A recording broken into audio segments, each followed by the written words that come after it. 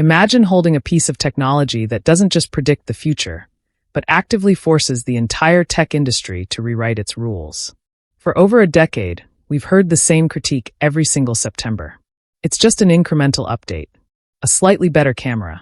A marginally faster chip. A new color that looks suspiciously like the old color. We became comfortable with the plateau. But Apple was quietly playing a completely different game. The iPhone 18 Pro Max is not another step forward.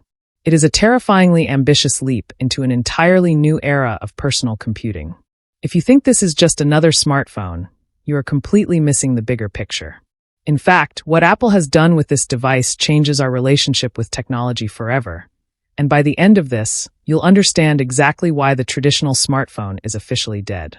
Think about the last time a piece of technology genuinely shocked you. Not a cool feature or a neat trick, but something that made you question how it was even legally or physically possible. To understand how we got here, we have to look at what was happening behind closed doors in Cupertino. Apple knew they hit a wall with silicon physics. You can only shrink a transistor so much before you hit the laws of quantum mechanics. So, instead of trying to fight physics, they decided to change the architecture of human-machine interaction. They didn't just build a faster chip.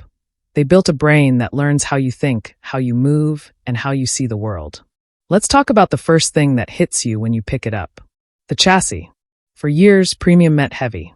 It meant stainless steel, then it meant titanium.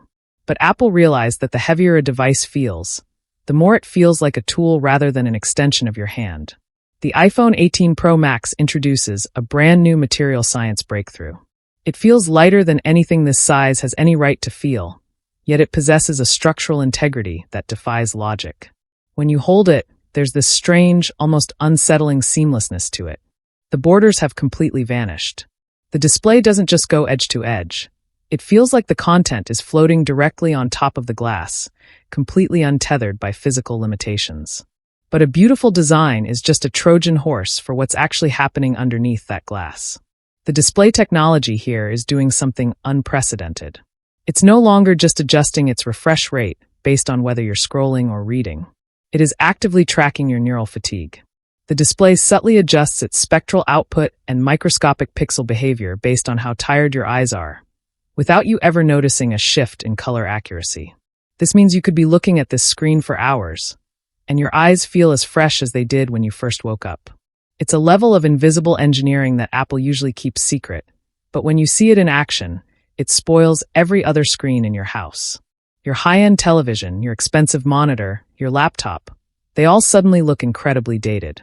Now, let's address the elephant in the room, because this is where things get genuinely controversial. The silicon powering this machine is the new apex predator of the tech world. Everyone expected a modest boost in processing power. Instead, Apple bypassed standard mobile architecture entirely. They integrated a dedicated neural core that operates independently of the main central processing unit.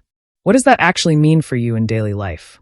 It means latency has effectively been reduced to absolute zero. The phone doesn't wait for you to tap an icon. Through advanced